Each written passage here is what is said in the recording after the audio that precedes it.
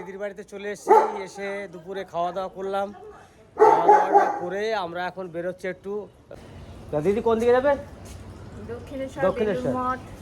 তাহলে আমরা দক্ষিণেশ্বর আর বেলুর মঠে যাব। তো চলো, কোন দিকে যাবে? এই যে পারো। আমরা কিন্তু বেলুর মঠে চলে এলাম। এই যে দিদি পিছনে, তার পিছনে জামাইবাবু আছে, আর সন্ধ্যা আর আমি। এখন বেলুর মঠে ঢুকবো। এই হচ্ছে বেলুর মঠ। সব লোকজন আসছে, কেউ কেউ যাচ্ছে। এই যে বেলুর মঠে ঢুকছি, দেখুন এই জায়গাটা কত সুন্দর লাগছে দেখতে। আর এই একটা বসে আছে সবাই, খুব সুন্দর একটা জায়গা। বেলুর মঠে এসেছি, খুব সুন্দর লাগলো। আর সত্যিকারে বিকালবেলা এসেছি তো, আর এখানে অনেক লোকের সমাগম, দেখুন কত লোক যাওয়া আসা করছে। ওই যে সন্ধ্যার দিদি অনেক দূরে।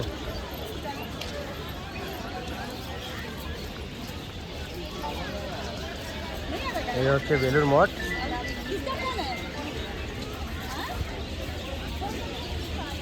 এখানে কিন্তু মোবাইলে ভিডিও করা বারণ, তবু আমি এসে দেখছি অনেকে ভিডিও করছে, অনেকে ফটো তুলছে। তার জন্য আপনাদের সামনেও আমি একটু তুলে ধরলাম। আর এই হচ্ছে অরিজিনালি হচ্ছে বেলুর মঠ। এই মঠটা কিন্তু আমাদের স্বামী বিবেকানন্দ যিনি ছিলেন, তানারই মঠ। তো চলুন এবার দিদি ওরা আসুক, আবার অন্য জায়গায় যাব। এই যে সন্ধ্যার দিদি চলে এসছে। চলো গঙ্গার পাড়ে যাবে নাকি একটু? চলো গঙ্গার পাড় থেকে ঘুরে আসি একবার। এবার আমরা হাঁটতে হাঁটতে যাচ্ছি গঙ্গার পাড়ে। যাই গঙ্গার পাড়ে একটু গিয়ে দেখে আসি। সাইডটা দেখুন কত লোক।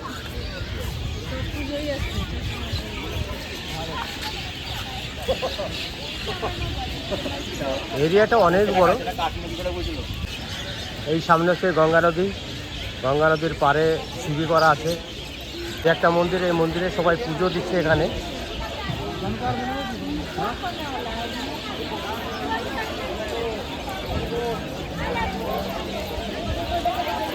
আমি এর আগেও একবার এসেছিলাম, আমি যখন উত্তরপাড়াতে কাজ করতাম, বিল্ডিংয়ের কাজ, তখন এখানে আমি ঘুরে গেছি। কিন্তু এই মন্দির কিন্তু তখন ছিল না। তখন ওই মন্দিরটা ছিল, আর আশেপাশে কয়েকটা ছিল। আর এই নদীর ঘাটে এসে আমরা বসে থাকতাম, এই সিঁড়ির ধাপে। সেইখানে দেখুন কত লোক এখন আছে। এই হচ্ছে সিঁড়ির ঘাট, সিঁড়ি রাখা আছে সব এখানে বসার জন্যে আর পুজো দেওয়ার জন্যে। আর গঙ্গায় নেমে সবাই গঙ্গা জলে ছিটা নেয়, কেউ স্নান করে। আর এই যে লঞ্চ আছে দেখুন, এই লঞ্চটা সামনে, এই যে লঞ্চটা এখন যাচ্ছে, এটা কিন্তু যাচ্ছে দক্ষিণেশ্বরে কালীবাড়িতে। ওই যে দেখুন দুজন সন্ধ্যার দিদি গঙ্গার ঘাটে নেমেছে, গঙ্গা জলে ছিটা টিটা নিয়ে এলো মনে হয়। ওই তো চলে আসো।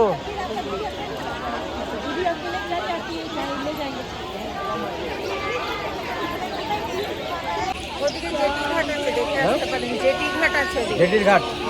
তাহলে এবার সামনের দিকে একটু জেটি ঘাটে যাচ্ছি। মন্দিরগুলো কিন্তু খুব সুন্দর করেছে, বলো? মন্দিরগুলো কিন্তু সুন্দর করেছে। এইগুলো তো সব পরে হয়েছে না? এগুলো পরে।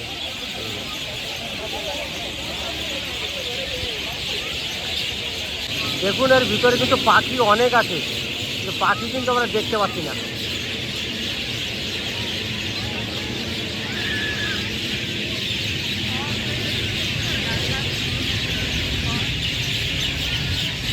এই লাল লাল ফল হয়েছে এর মধ্যে। হ্যাঁ, কত উড়ে চলে গেল। হ্যাঁ, ওই গাছটাতে আরো আছে।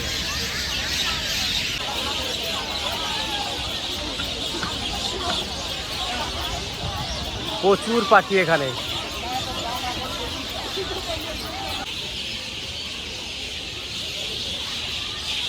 কাছে বেল হয়েছে।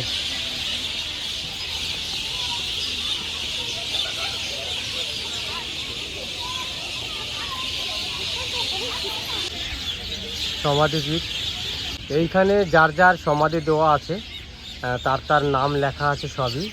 এই যে গঙ্গার পাড় দিয়ে কত সুন্দর জায়গা করেছে দেখুন। আর এই দিকে একটা ভালো একটা মাঠ, সেটাও আপনাদেরকে দেখাবো। এই দেখুন একটা জায়গা খুব সুন্দর, আমি কিন্তু জানলার ভিতর দিয়ে হাত দিয়ে দেখাচ্ছি আপনাদেরকে।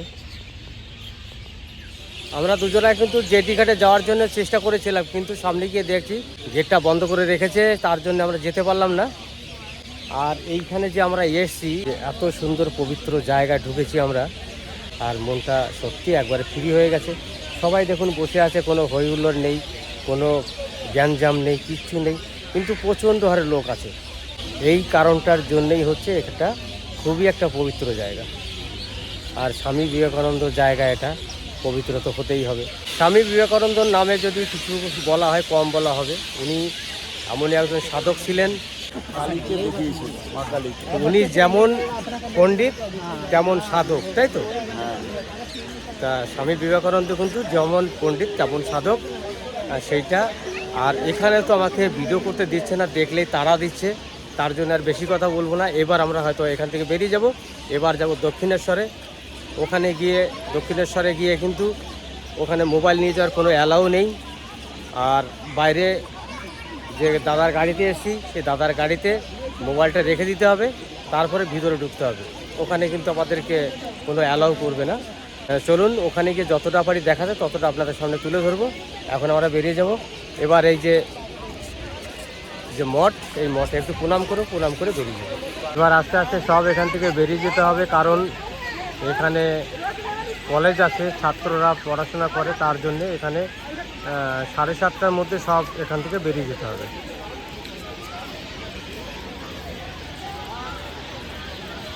এখন আমরা আস্তে আস্তে বেরিয়ে যাচ্ছি, কারণ এখানে 7:30টার উপরে থাকতে দেয় না, সেজন্য আমরা এখন বেরিয়ে গিয়ে একবারে দক্ষিণেশ্বরে যাব। আর এই হচ্ছে বেলুড় মঠের গেট।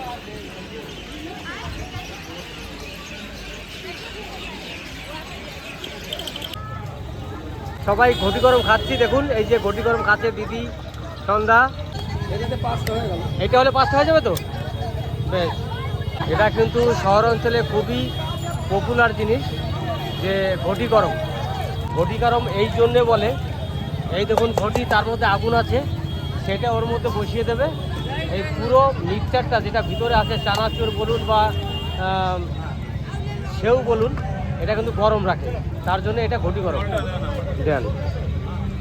আমরা কিন্তু দক্ষিণেশ্বর কালীবাড়ি চলে এসেছি। এই যে পিছনে মন্দিরটা দেখা যাচ্ছে, আর ভিতরে তো মোবাইল নিয়ে যাওয়ার কোনো অ্যালাউই নেই। বাইরের থেকে যে কোনো জায়গায় মোবাইলটা কোনো দোকানে বা কোথাও রেখে ভিতরে ঢুকতে হবে। আর এখন থেকেই খালি পায়ে, জুতো চলবে না ওখানে। তা আপনাদের সামনে হয়তো দেখাতে পারবো না, আমি কিন্তু এখন চলে এসেছি। এই যে ওই যে সামনে পিছনে, ওই দেখুন পিছনে মন্দির, আর এই যে সামনেরটা। অনেক দিনের ইচ্ছা ছিল রানী রাসমণির মন্দির দেখবো, কালী মন্দির, তার আসার হয় না। দক্ষিণেশ্বর মন্দির এই দিদি আমাকে নিয়ে আসলো, আর এমন টাইমে আসলাম একটু পুজো দিতেও পারলাম না, একটু বাইরের থেকে একটু দেখে যাই, মাকে একটু দর্শন করে যাই। চলো যাই তাই। अमित स्टाइल ब्लॉग अच्छा लगा आपसे मिल करके, सच्ची में दादा आपसे मुझे बहुत अच्छा लगा। हम आपका वीडियो देखते हैं। দেখুন আমরা এই যে এসছি, এখন এসে দিদির সঙ্গে একটু দেখা হয়ে গেল, सच्ची খুব ভালো লাগছে।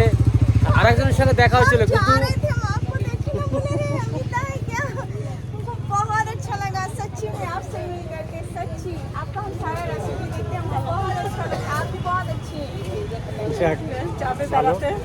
ये हम देखते हैं इनका blog, Amit style blog, my family blog है ना जो। ये दादा है। हम लोग तो दक्षिणेश्वर आया है, दक्षिणेश्वर आने के साथ साथ दीदी का साथ भेंट हो गया। बहुत अच्छा लगा मिलके, थैंक यू। अरे दादा ठीक है चलो, तुम लोग भी उधर जा रहा है ना? उधर जाएगा ना, मंदिर जाएगा ना? चलो हम लोग भी जाते हैं, चलो हाँ अभी आरती हो रहा है, चलिए चलिए। आइए। बहुत अच्छा लगा।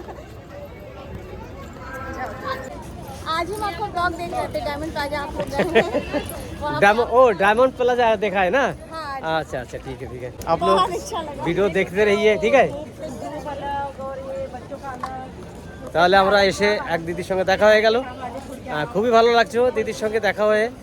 আর আমাদের এখানে এখন মোবাইল রেখে যেতে হবে, এই যে সেই জায়গা, এইখানে মোবাইলটা জমা করে যেতে হবে, তাই তো দিদি? এই দেখুন সব কাউন্টার আছে মোবাইল আর জুতো রাখার জন্যে। আর আপনাদের একটু মন্দিরের চূড়াটা দেখাচ্ছি। এই যে মোবাইল জুতো রাখার জায়গা, আর সেইখানে একটুখানি দেখতে পেলাম, তাই আপনাদের সামনে তুলে ধরলাম। এই যে সেই মন্দিরের চূড়া। দক্ষিণেশ্বর মন্দিরের ভিতর থেকে ঘুরে এসে এইখানে যে আমার মোবাইলটা রাখা ছিল সেই মোবাইলটা নিতে এসেছি। ভিতরে গিয়ে দেখলাম যে মায়ের মূর্তিটা, সেটা অনেক দূর থেকেই দেখতে পেলাম, কারণ সামনে যেতে পারলাম না, অনেকে পুজো করছে। আর ওখানে গিয়ে যেটা আমি উপভোগ করতে পেলাম, এই মাকে যে রামকৃষ্ণদেব পুজো করতেন, এই মাকে তো উনি খাইয়েছেন, সব কিছু করেছেন নিজের হাতে। সেই মাকে আমরা দেখে গেলাম, খুব একটা আনন্দ ফিল করছে ভিতরে। আর কি বলবো, মন্দিরটার ভিতরে এত সুন্দর, এখানে কোনো পান্ডা নেই, কিচ্ছু নেই। যার যার মতে পুজো করতে যাবেন, পুজো করতে আসতে পারবেন, কোনো অসুবিধা নেই। শুধু আপনি নিজে আসবেন, নিজে এসে পুজো করবেন, পুজো করে বেরিয়ে যাবেন, কোনো অসুবিধা নেই। খুবই ডিসিপ্লিনটা খুব ভালো, এখানে এসে খুব ভালোই লাগলো। আর এই মন্দিরটা হচ্ছে রাসমণি মন্দির। ওই যে ভিতরে রাসমণি বসে আছে। এখানে বসে আছো নাকি? আসো আসো, গঙ্গার ঘাটে যাবে নাকি? হ্যাঁ, গঙ্গার ঘাটে দেখে আসি। এখান দিয়ে মন্দিরটা সুন্দর দেখা যাচ্ছে। এইখান দিয়ে মন্দির দেখা যাচ্ছে না? হ্যাঁ, সুন্দর দেখা যাচ্ছে। হ্যাঁ, দেখা যাচ্ছে, অনেকটা দেখা যাচ্ছে, কিন্তু পুরোটা নয়, উপরের চূড়াটা শুধু দেখা যাচ্ছে। চলো। আর এইটা মা শারদার মন্দির, সেই মন্দিরের সামনে আমরা হাঁটতে হাঁটতে চলে এসেছি। এখানে প্রসাদও বিতরণ হচ্ছে। ওই যে ভিতরে মা শারদা, ওইদিকে তো গঙ্গা ঘাট বন্ধ। আবার হাঁটতে হাঁটতে এক জায়গায় চলে আসলাম। এই যে হচ্ছে গঙ্গার ঘাট। এই যে গঙ্গা ঘাটটা দেখতে পাচ্ছেন, এখানে রানী রাসমণি স্নান করতেন এখানে, সেই ঘাট এইটা। এর সাথে আসার সময় রামকৃষ্ণদেব যেখানে থাকতেন, ওনার যে ঘর, সেই ঘরের পিছনে গেটটা খোলা ছিল, যে উনি যেখানে শুয়ে থাকতেন সেই খাট এখনও আছে, সেইভাবেই রেখেছে। খুব সুন্দর একটা জায়গায় এসছি আজকে আমরা, দেখে খুব ভালো লাগলো। কিন্তু আমি দক্ষিণেশ্বর এসছি, আমি ভিতরে ঢুকিনি কোনো দিন। আমি ও পার থেকে এপারে এসেছি, এসে সাইড দিয়ে ঘুরে বেরিয়ে গেছি, কিন্তু আমি ভিতরে কোনো দিন ঢুকিনি। আজকেই ভিতরে ঢুকলাম ফার্স্ট টাইম। তাও ওই দাদা নিয়ে এসছে, দিদি নিয়ে এসছে, তাই ভিতরে ঢুকতে পারলাম। ঘাট থেকে উঠে এই হচ্ছে মন্দির, শিব মন্দির, সব রকম মন্দির আছে না? 12টা জ্যোতির্লিঙ্গ, তাদের জ্যোতির্লিঙ্গ মন্দিরই এখানে আছে। আচ্ছা, এখান থেকে বেরিয়ে যাব, আমরা বাইরের দিকে চলে এসেছি প্রায়। আর বাইরে বেরোনোর আগে একটা স্বামী বিবেকানন্দ দাঁড়িয়ে আছে। আর এই যে রাস্তা, এই রাস্তা দিয়ে আমরা আস্তে আস্তে বেরিয়ে যাব এখন।